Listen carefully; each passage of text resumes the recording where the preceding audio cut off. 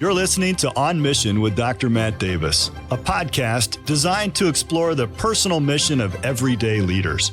Hear from men and women who are making a difference in their corner of the world and discover what keeps them on mission. Welcome to On Mission. I am Matt Davis, and today my guest is Maranatha's own Dean of Women, Emily Haynes. And it was actually earlier today in our recognition chapel here on campus that we honored Emily for 15 years of faithful service here at Maranatha, which is very hard to believe. Most people that came up afterwards were challenging the counting and wanted to couldn't believe you'd been here that long. It's amazing. Her first job, however, was at, and this is a very Wisconsin thing, and I know you're like from Minnesota, so I don't know how this happened, but your first job was at Culver's, and her favorite meal is anything Mexican. And so that's kind of the opposite. She enjoys crafting, reading, and music. Her favorite sports team is the Vikings. Yes. What is this skull thing that they say all the time? That's but what does it mean? Nothing? Go Vikings. Go Vikings? No, but it's pretty impressive. If you've been to a game, no, it's pretty great. I would never go to a game. Every opportunity they have, like someone catches the ball, they blow that stupid trumpet. Yeah, like, it's forever. great. No, it's terrible. It's objectively terrible to everyone else in the league. Anyway, Emily, welcome to the podcast. So Mexican food, are you for like the Americanized? Yes, definitely Mexican, the American. not the authentic. No, okay. no. Have you ever been to Mexico? No, I've never been. The only out of country I've been is Canada. I'm not sure that counts. I don't think so, it does. Those are our little buddies to the north. Yeah. The 51st state incoming. What part of Canada did you go to? Just right above Minnesota. Just barely? Yeah. Oh, and Niagara Falls. I'm not sure any of that counts. I don't as think it does. really like It's international mostly travel. American. Did you have to have a passport or was it before that? When I went in Canada, in Minnesota, we had the real IDs, and we were from Minnesota, so we were just able to go across the border. But when I went to Niagara Falls, we had to have a passport. Really? So you do have it. You're have ready one. to go. I'm ready to go. All right. And that was why I got it. So I'd be ready as soon as an opportunity came up. I could go somewhere. I think we could find you an opportunity. I mean, we only have 5 international trips going out this summer. None of those were your thing? Didn't take the chance this year. You could go with the music team to the Philippines. Yeah, that'd be fun. That would be fun. That's a huge group. I counted like 17 or so. Maybe. Or was it 11? Maybe there were it was a lot. 11. There were a lot. Yeah. So I'm looking forward to that. That's a music one, and music is a big part of your life. Yep. I actually got my undergrad in music. Music ed or just music? Piano pedagogy. So teaching piano. Really? Yes. So it's piano, flute. Yes. Ukulele. Of course, more importantly, at least on Wednesday nights with the 3-year-olds that we work together with. And any other ones? No, that's really Kazoo. it. Kazoo. Piccolo. That goes along with flute, though. Oh, I have a question. Yes. Is it the same? Yes. Like the fingers and everything? Yes. What's the difference? I mean, it's shorter. Yeah, it's much smaller. You have to be more precise with everything. But if you can play flute, you could play piccolo. The keys are exactly the same? Exactly. Is it like the difference between typing on a full-size keyboard or a laptop keyboard? Sure. Yeah, pretty much. You're just tighter. Awesome. Well, and they play faster. I don't know what it is. Whoever writes band music, they get to the piccolo, they're like, you know what we should do? Twice as fast as everything the flute does. Absolutely. But it's always the feature, too. Now, wait a minute. Piccolo players are like prima donnas. I mean, look at me. They're like the sopranos of the band. Yeah. Right? Wait. I'm sorry if I just offended like 1/4 of the universe just now. But you know what you're doing. All right. But is that true of you? You don't strike me as that kind of person. No, when I play the piccolo, I like to hide a little bit more. You can't hide the piccolo. I know. I don't like how loud it is, so I try to hide it a little bit. Yeah. I play the trombone. I'm going to hide back here in the back. No, it doesn't work that way. All right. Well, I have appreciated your musical talents. I like it when you guys do like those flute ensembles. There's like 150 people in our church that play the flute. So many flute players in our church, so it's great. Yeah, it's a fun opportunity because cool. Many churches do not have that many flute players. There's big flutes too, right? I mean, doesn't Jeremiah have? You can get a bass flute, an alto flute. You can go all over the place. They're big. Yeah, that takes a lot more wind. You probably run out quicker. Yeah. All right. Well, anyway, the funniest thing I ever saw was when Jeremiah Wilson pulled out that COVID flute mask. That was weird. That was the funniest thing I ever saw. Because it's like The whole point is to blow across the top. So there were a lot of articles around COVID time. People were like scared of the flute players because they realized that is more the than instrument. Usual. Well, yes. Every other instrument has something to stop the air. Yeah. The flute doesn't. So if they have COVID, everyone in the band is getting COVID. Yeah, maybe most of the crowd too. Yep. Yeah. Well, we were about 150 feet away outside. Yep. On a windy day for Sunday morning outside church. And here comes Jeremiah, and he slides his flute inside this duckbill-looking thing. I said, what is happening? That's when I knew some of the science was fake right there. I said, no, this is not right. But anyway, we know more now than we did then, I guess. And I appreciate it. I mean, anything you do that reaches like that level, it takes a tremendous amount of time and energy behind the scenes, right? And I mean, that's been something you've honed those skills in piano and all the different instruments that you play. What is it about music that you enjoy the most? Because piano pedagogy would be more like the teaching of it, right? Was that your original intent? Yeah, so my goal in college was to get out and teach piano full time. And actually after college, that is what I did for 1 year. All of 1 year. All of 1 year. Okay. That was before I came back to Maranatha. Right, right. Well, you were... Well, I don't want to get too far into the biography until I ask you this question, okay? But what is your mission in life? It's the On Mission podcast, so we got to kind of lay that out as the foundation to begin with. So my mission in life, broadly, is to glorify God in every aspect of everything I do, to know Him more, and to let that impact every decision I make. And then, specifically right now, to make sure that I use every opportunity He gives me to point other ladies to who my God is, so that they too might know God more. I'm not sure I got all that, but I'm telling you what, that was very detailed. Okay, to glorify God in every aspect of what I do, to know Him more and let that impact every decision that I make, and use every opportunity the Lord gives me to point others to Him. Wow, that's a tremendous statement. And broad enough, I suppose, to encompass piano pedagogy, piano lessons, but also certainly the ministry that you have now as the Dean of Women here at Maranatha.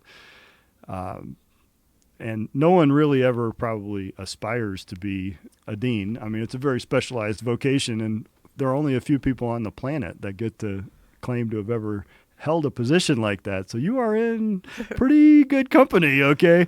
And so I guess it wasn't necessarily the vocation, but you've been involved not just in the administrative aspects of overseeing residence hall living, okay, but really a lot it has to do with counseling. It has to do with helping people through problems that they're encountering, helping them have a biblical perspective on that. And you've really invested a lot in your own training, your own experience of that too, haven't you? Yes, I have, yeah. I've really enjoyed that aspect. That is not something that I would have anticipated in college. It was not. Really? No. That wasn't you? Well, biblical counseling wasn't necessarily on my radar. I loved people, but I was planning on using my love of people teaching piano. Yeah. Okay, so you did that for 1 year. Yeah. Well, let me go back. What happened in college? So I went to Pillsbury Baptist Bible College in Owatonna, and halfway through my senior year in October, they made the announcement that Pillsbury was closing in December. And I was a senior piano pedagogy major, so I had a recital that I had to do the next semester. And they closed in the middle of the year. That's right. I'm remembering that. So I only had one semester left. Oh, I had come on. 10 credits plus my recital left. Did you have like this lump in your throat when you heard that? Like, what?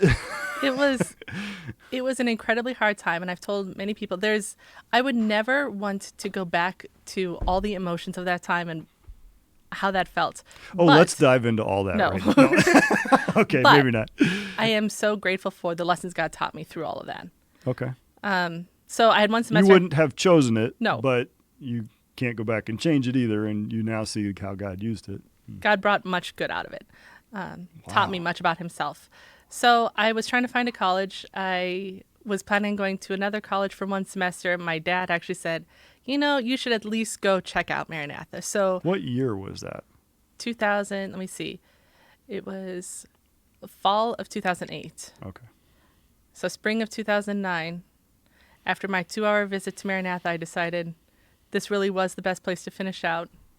Obviously. So should have started here. I know, mean, right? Obviously now in hindsight, okay, big mistake. So- But I think if you grow up in Minnesota, you're kind of like contractually obligated to go to Pillsbury at the time, I had many right? ties to Yeah. Pillsbury, and I'm very grateful for it. There were many great people there too. Oh yeah, and we have all those people here Right? now. So there are so many people. I like to take credit for it. I assume they you're the followed one? me over. Do you feel like you were one of the first people from that particular moment?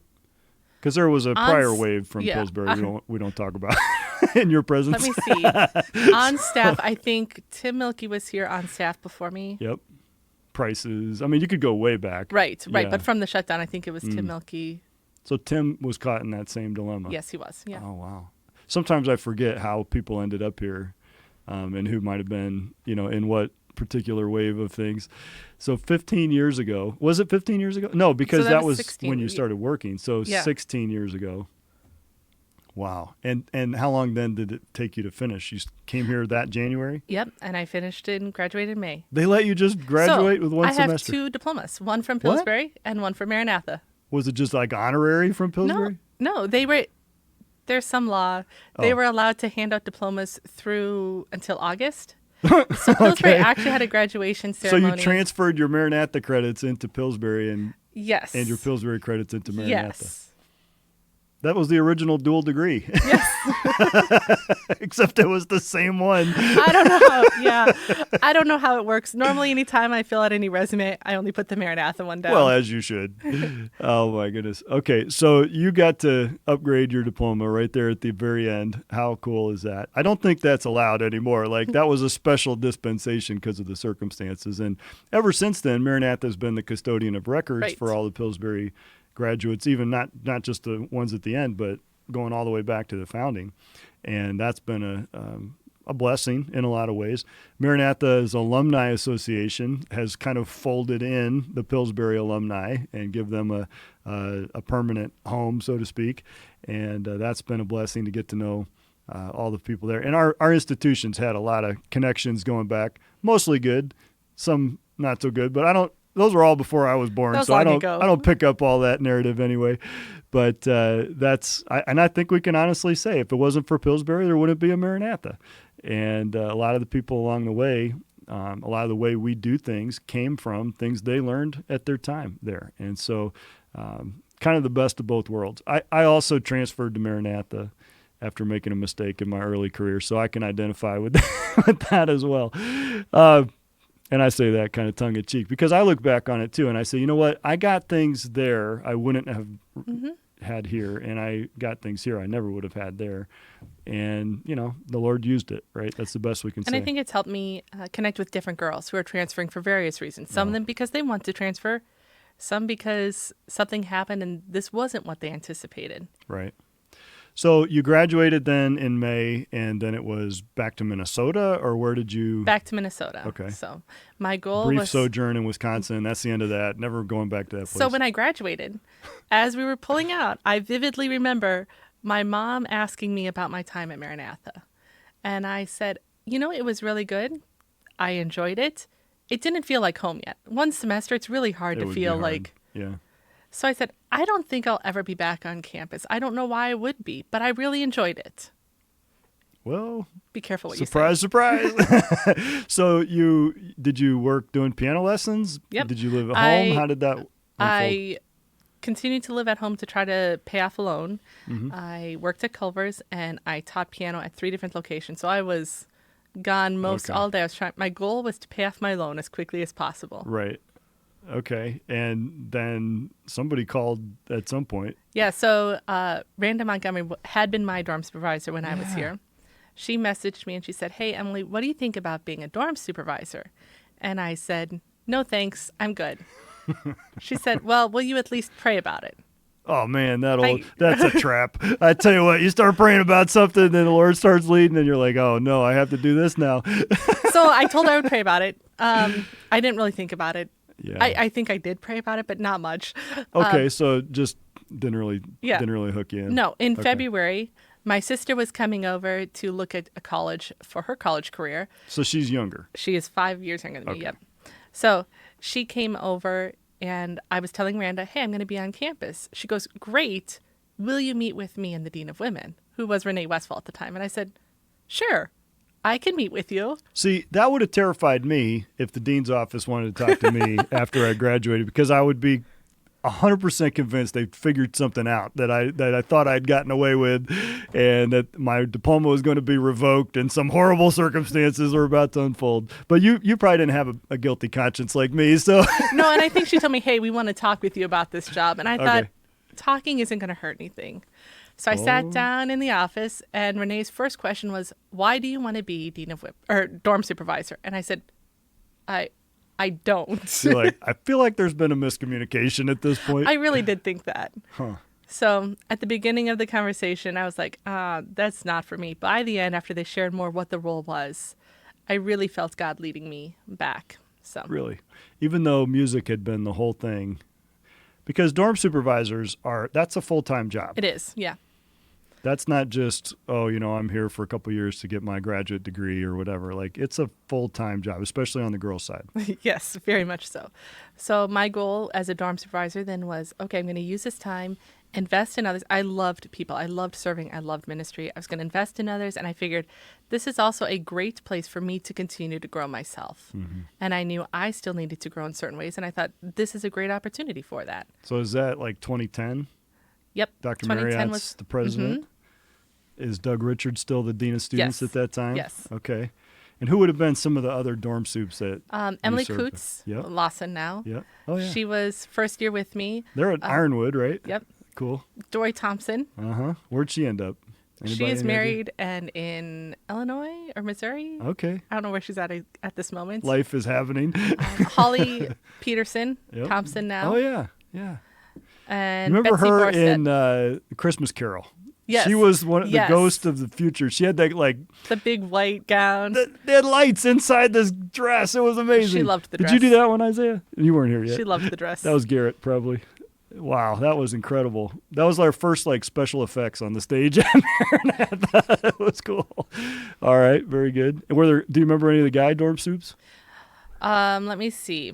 That year there was Andrew Soleric, Oh, yeah. John Bennett, He's pastoring in Minnesota. Bennett's Yeah. pastoring. Yep. Chip Herbert. Yep. Chip's pastoring in Illinois. Let me see. I think Ryan Gunther was Yep. also dorm soup that year. Yep. Wow. So it was a good group. It was Man, a fun group. No bums in that group. I No, tell it you was- what. It was fantastic. I loved it. That is cool. So you were with a kind of a fun group there anyway, and obviously there are the ups and downs of being a dorm soup. Absolutely. And how many years did you end up in that role? 4. 4 years. So I and thought that's it was not kinda anywhere cool. close to the record. No, No. I think the record is 9. Okay. I think. We actually do keep record of that in our office. Is that Heidi? Yes, it is. Yeah. I'm pretty sure she's proud of that record. 9 years. Okay. Well, somebody maybe someday will break that record, but that'd be a long time. I have one next year coming back for year 5, so I think Okay. we could keep her going. Yeah. Well, hey, keep them forever. That's what I say. All right. So you then at some point after those years as a dorm soup, then transitioned into the office team. Correct. And by that time, you have a new dean of students. Mm-hmm. And somehow you were convinced by that crew to join the office part, but not necessarily as dean of women, because Renee was still here. Correct. So what was going on at that time? So I'd been 4 years as dorm supervisor, and I knew that I just did not have the strength to keep. That is a limited time role. It's Well, fun, unless you just don't it's sleep. great. Right. I needed sleep. So I still loved the mission of Maranatha. I loved the student life office. That was right after Mrs. Gordon had retired. Okay. And so there was a need for admin assistant in the student life office. And they were going to go, okay, let's make this a full-time role. Yep. Make this like a member of the team Yep. in the office. We need somebody that kind of knows how Yeah, I this was going works. to say it was helpful to have my experience. I Yeah. could do some more training with the dorm supervisors, even though I understood that role pretty well. Yeah. Yeah. Well, by that time you would. Yeah. So how many years? My dad then is the dean of students, Yes. John Davis. Okay. So, and he had a particular set of rules for the He office. did. The biggest rule was Yeah. every day you have to laugh. Out loud.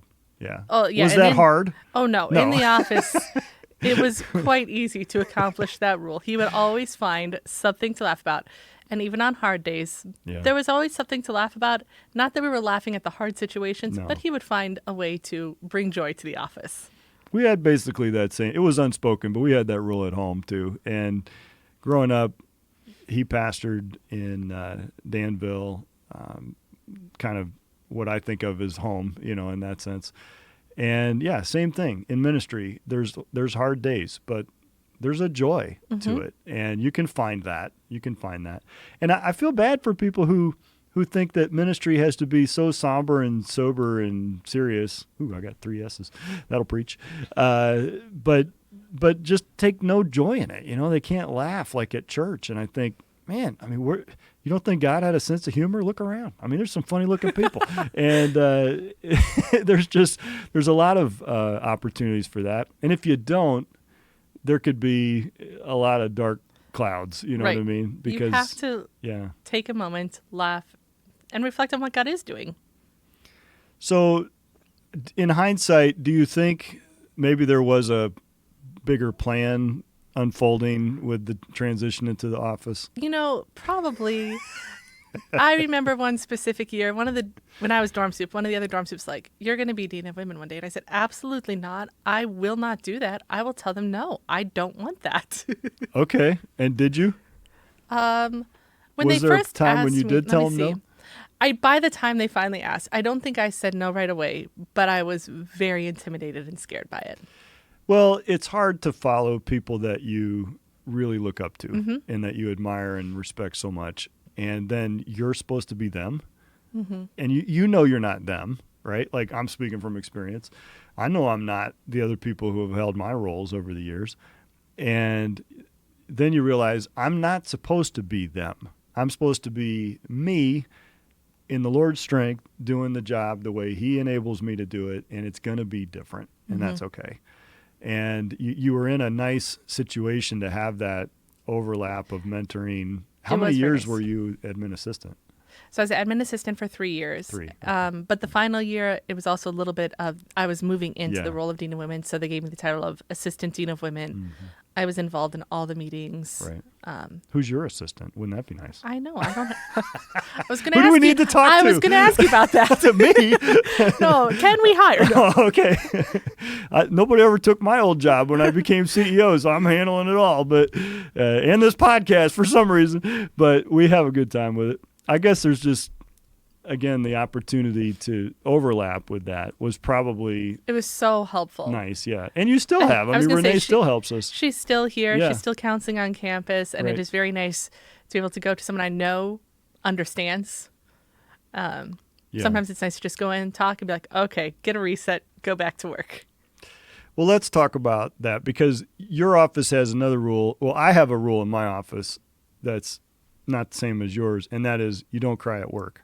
But that probably wouldn't work in your I'm the dean office. of women Okay. Are there tears? Every day. Dumb question. every day. Not Yeah. by me most days. Is that just you or is that the students? Okay, never mind. I won't ask. But we do deal with some pretty heavy Yeah. stuff. And our students come from backgrounds that sometimes are a bit tangled and that they're working through some things. And the Lord is revealing things in time, in his time. And so we have over the years had to deal with some pretty heavy things. And I'm sure every time something like that happens, there's a bit of a gulp in your own Absolutely. throat where you say, oh boy, because we want to empathize with our students and walk the road with them. But how meaningful then to be able to come alongside somebody in that situation that you didn't cause, but that you're here to help them through that. So how have you approached that part of the role? And then obviously all of our dorm supervisors do that as well on the front lines. And you're kind of in that role coming alongside them and helping them as well. So it's like a double mentorship opportunity. It is. And that's what I love about it. I Yeah. love being able to counsel girls who are struggling. Often when I do it, I have the dorm supervisor in there as well for 2 reasons. Number one, I want to teach and train the dorm supervisor. That is one of my primary roles, is to teach the dorm supervisor. And secondly, I want that student to have someone in the dorm that as the week goes, if there are more struggles, this person already knows what's Yeah. going on, and they have that person they can go to. But yeah, there have been a lot of hard things. I think what encourages me most is seeing God's faithfulness in the past encourages me today when I see situations that I'm like, God, how could you allow this to happen? What good could possibly come of this? Yeah. And I am reminded of how I've seen God work in times past when I thought the same thing, and God brought good out of that situation. The circumstance that comes to mind for me is my grandmother passed away when my dad was a teenager. Mm-hmm. And there were 5 brothers. He's the 4th. And when she died, he was 14. And so older brothers, some away at college, he kind of became the one that had to sort of take care of his younger brother. They lived on a farm and, just trying to navigate that unbelievable, heartbreaking situation. But he'll oftentimes kind of talk about that was a formative time for him, even before he knew the Lord, because he didn't get saved until a few years later, thanks to my mom, which was a good thing. That then gave him a platform of empathy for those that Absolutely. do go through similar or other kinds of life, you might say, disasters, right? It's untimely loss and things like that. So anything that happens to a person can be used by God, not just in the here and now, but maybe in the future as some ministry. But you have to be open to what he's trying to teach through that circumstance, right? And that's where maybe the perspective of a Christian counselor can make such an impact. Yeah, and I think seeing God's faithfulness in Scripture and in others' lives is very encouraging to them at that moment, helping them know God is present, God is working, God is loving you right now. How it all plays out, might not understand. Oftentimes, when I first hear a story that I think, wow, where do I go from here? I will try to help them understand 3 simple truths. And I said they aren't hard, they aren't super profound, but it is the fact. God is present, God is with me, even in this. God is good, He loves you, He is doing good, and God is working. I don't know what He's doing right now. I can't tell you the end of the story, but I know He's working. Those are pretty simple, but we question every one of those Absolutely. different times Absolutely. in life, whether it's, is there even a God? Mm-hmm. How could a loving God do this? Absolutely. And, the depths of pain we see in the Scriptures, the depth of loss, the human experience, God doesn't say, well, for the believer, for the one that I love, I will smooth the path and you'll never have any of those things. No, if we live long enough, we'll lose everyone we love. Mm-hmm. It's a hard road to walk, right? And yet God is present and He is doing something that's powerful, and it matters. The perspective of a Christian being eternal, that helps as well, right? Dr. Marriott prayed to conclude our service today, and it was a great prayer of kind of walking that through. Hey, there's a future that is impacted by the present. Mm-hmm. And that future ultimately happens when we are all raptured home, but whether resurrected or raptured. And what he said, what a reunion that will be. And that's something we can always point to no matter what the particular pain of the moment. But in the moment, oh man, that's it doesn't the feel worst. that way. And I'm thankful for passages in Psalms and much of the Old Testament where it talks about even there is pain. Yeah. There is suffering. How do I respond properly to that? And even in the Psalms, there's a lot of passages that talk about how it actually impacts us physically too. It hurts physically when we are hurting spiritually. And when we are hurting physically, sometimes it affects us spiritually. Sure. Absolutely. God didn't lie to us. He told us the truth about the human experience, and then He told us the truth about the remedy for that. Mm-hmm. And that's something important to remember. The world it's an interesting lie that the world tells, because the world tells you to live for this moment, that sort of existentialist nonsense that says it's all about the here and now. And yet, what reason is there for joy or to even move on? I mean, that's why so many people have so much despair and depression in life, is that they are trying to live for this moment. And to be honest with you, this moment stinks. Mm-hmm. This is the worst. And if this is all it is, then that's horrible. But as a counselor, as a preacher, as a believer, we can point them to a better future. And that's the more meaningful thing to live for. You made the transition then, maybe a little grudgingly or with some fear and trembling, into the role of Dean of Women. And now it's hard to imagine you as anything else. You have embodied that in such a wonderful way. You are old enough to have some wisdom of life and young enough to still relate to the students in a great way. And I think youth, as Dad proved, as Renee continues to prove, is a state of mind. It's a spirit that you carry yourself with, and you do that so well. You mentioned in the bio that we read today, or as far as I was reading in the background for today, I should say, that it's a lot with the parents as much as it is the students, in trying to help them stay calm and to have their own fears calmed about college. Talk about some of the fears or transition that you've noticed that parents of college students go through, and how that's kind of hard for them these days. Yeah, and I think it's a lot of the fear of the unknown. Will this college, do these people, they don't know my child. Do they actually care? Do they understand what's going on? Sometimes it's health related. Sometimes it is background related. Sometimes it's spiritual. And I am so thankful. We have really tried to partner with parents in our office. And there have been times I'm getting ready to make a phone call to a parent. I think, I hope this goes well. But it is so encouraging to realize we're all on the same team. We are trying to help this young person grow in this area, to love God more, to understand what it looks like right now. Yeah, our environment is so supportive that ought to be pretty reassuring to parents, I would think. Once you describe all the different things we have in place to help their students thrive in this environment, imagine how different the alternatives are. Yeah. You know that the student life offices in most of the state schools are made up of like Title IX investigators that do all day, every day, are investigating complaints of sexual assault, discrimination and abuse and harassment. And, we have our share certainly of human behavior. We're going to put it that way, but nowhere remotely like that. No.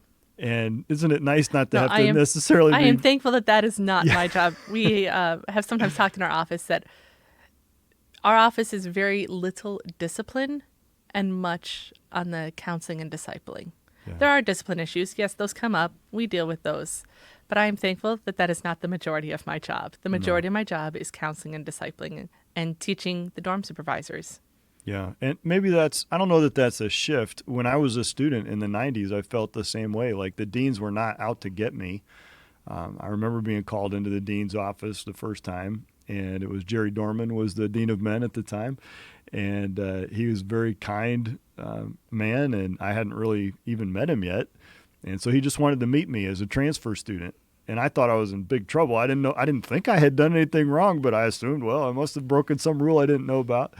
And because where I came from, you got called to the dean's office. That was it. We never saw those people again. They must have had like a slide out the back and right to the train station. You go, I don't know. But they were just, boom, out of there. So I was a little scared, but he just wanted to talk and get to know me. And he's like, I know your dad and all these things. And immediately I was like, I'm not sure if that's good or bad, but it turned out to be good. And what a refreshing change. Like, that doesn't mean we don't have expectations for student life. Absolutely, right? Yeah. I mean, you guys mean what you say when you say, listen, this is the rule we expect. That is part of the teaching and training, and hopefully we're doing that in a loving way to help hold them accountable. I was talking with a student recently who was talking about leadership at Maranatha, and they said Maranatha says they're trying to grow leaders, they're trying to develop leaders, and she said, I look back at my time, she's now graduated. Okay. She said, I look back at my time and I realized Maranatha did exactly what they said they would do. She goes, at the time, I didn't understand. Why do we have dorm devos? Why do we have room leaders?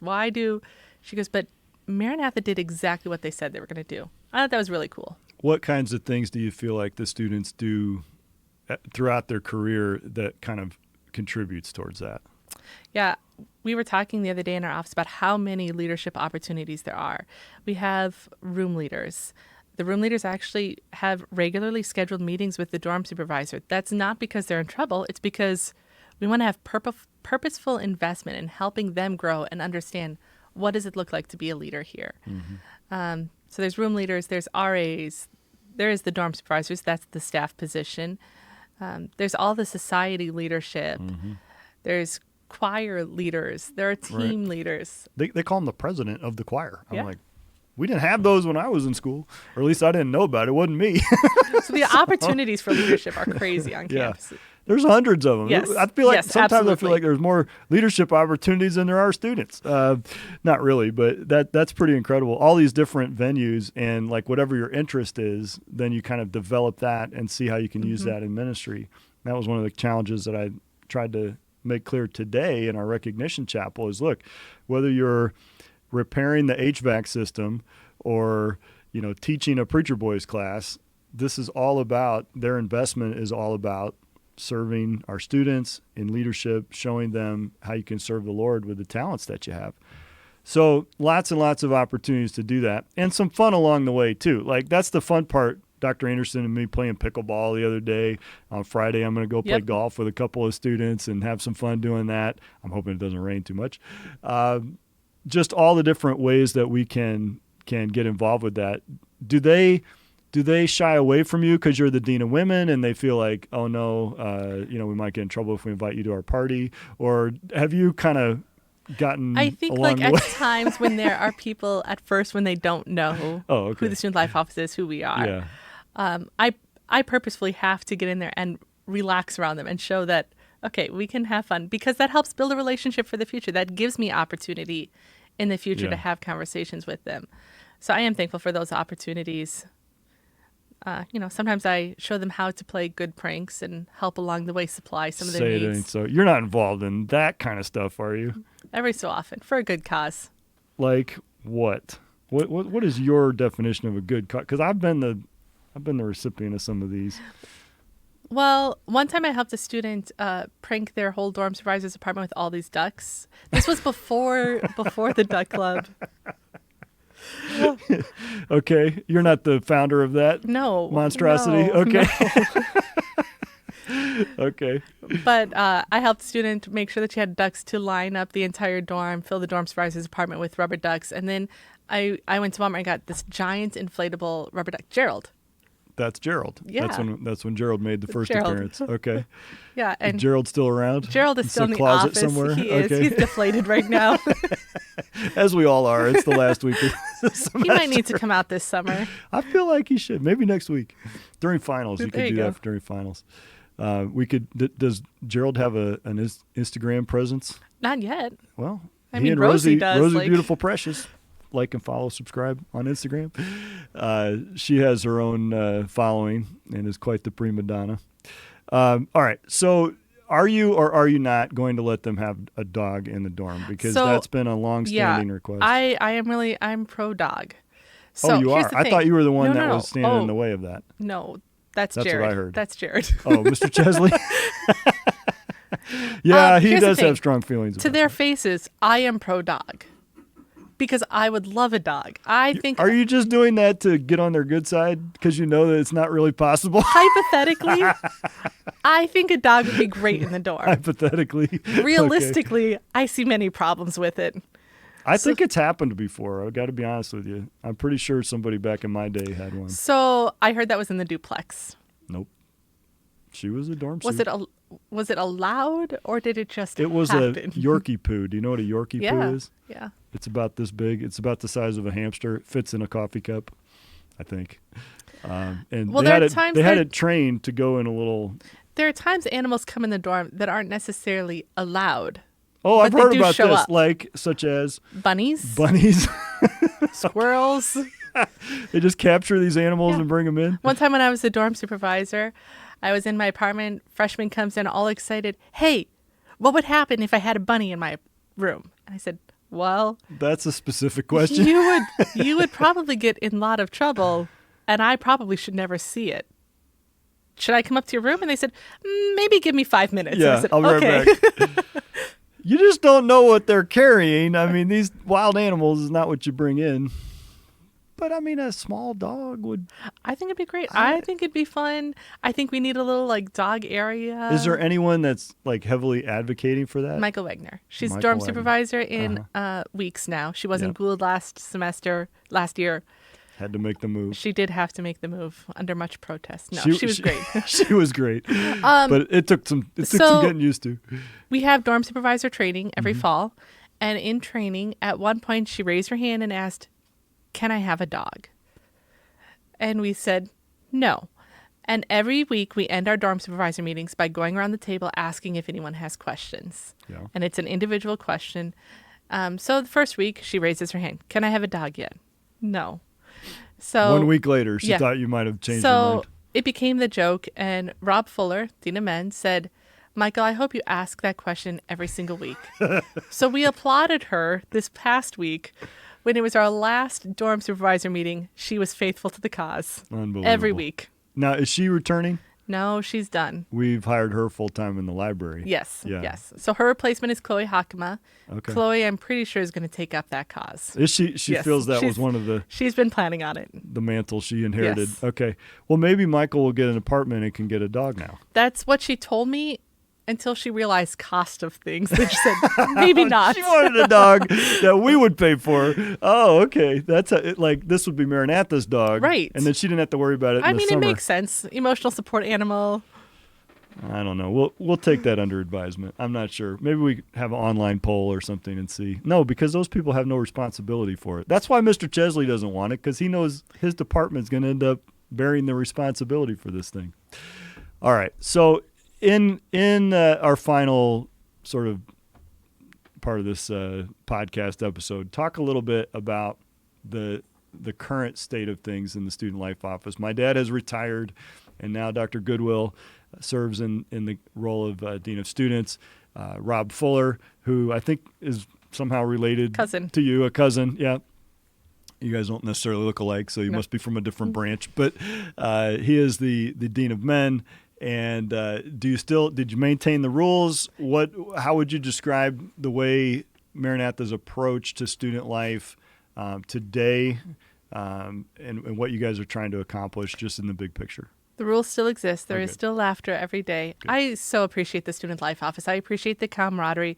I appreciate between Rob Fuller, Andrew Goodwill, myself. We can talk things through. We don't always necessarily agree, but I feel there's good camaraderie between us. Our goal, our purpose is to help students glorify God. And we have a lot of discussions of, okay, how can we further our mission now? What new things can we do? This last year added a few new things to try to help train students to be intentional about that. And we would keep wanting to do that. We have some goals this summer of ways we want to be intentional about helping train leaders.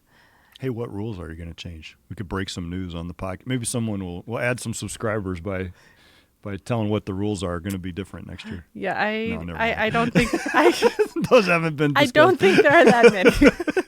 Honestly, it's pretty well dialed in at this point. We have done a lot of good work the last few years. We did it. We perfected the student handbook. Done. The Lord can now return. You know what used to be called the sheath? What does were that you a mean? student when it was a sheath? What? That was the name of the Student Life Handbook the first year, the sheath. We have one in our office. Yeah. I don't think that was what it was called. I'm just going to put it this way. I'm not sure I referred to it a whole lot as a student, so I'm really not sure what it was called. If it had a name, it probably wasn't the sheath. All right. But that's it's been through a couple of different iterations, a few. But it is pretty well dialed in. And I would say this. There's no perfect system. The rules did not come down off of Mount Sinai with Moses. All right. They're not all thus saith the Lord. Some of them are just, frankly, politeness and crowd control. You got to draw the line somewhere type things. But they are designed not to be arbitrary and frustrating, but to guide towards the most incredible superpower that a student can have outside of what I would call their personal relationship with the Lord and spiritual walk, is this superpower of self-discipline. Mm-hmm. And it doesn't matter what your job is. Everybody out there hiring people is looking for people who are driven, self-disciplined, got their life, know how to live kind of people. And if there's anything that the student handbook helps with more than anything else on that score, It's just that issue of self-discipline. Get out of bed, get to class, look sharp, brush your teeth, go to class. Don't do these other things that are going to distract you from what God's called you here to do, and focus and get the job done. I mean, that's really what it's kind of all about. Mm-hmm. So I actually kind of like where it's at right now. I don't know there's a whole lot of things we need to change. And I think that goes back to that statement that student made of Maranatha did what they said they would do. We're developing leaders. Fair enough. That's a good place to tie a knot and say, hey, thanks for being with me on the podcast. I think you did a great job, and I know you're doing a great job as the Dean of Women. I appreciate you so much. You're a great blessing, and it's wonderful to have people like you that are so committed and so excellent at what you do, investing in the lives of the students, helping keep those promises on behalf of Maranatha. And it's a great joy every day to serve with you. Thank you for being on the podcast. Thank you for having me. All right. Thank you for listening to On Mission, a podcast produced by Maranatha Baptist University. What do you want from college? Classes, professors, and lifelong friends? Yes. But most importantly, you should ask, will this school help me become the leader God wants me to be? But you might worry, will I have a community that I can belong to as a young believer? You will at Maranatha Baptist University in Watertown, Wisconsin. Attending the wrong college carries a high price, undermining your family's values, lost identity, and the tragic destruction of faith and hope that accompanies the cultural filth of a permissive worldly environment. Maranatha is more than a Christian college. We are a community on mission to help you make the most of your college years. Join the family, pursue excellence, advance truth, and find out more at mbu.edu. For more information about our podcast guests and to listen to all the previous episodes, visit mbu.edu/podcast. And join us again next week as we examine what keeps leaders on mission.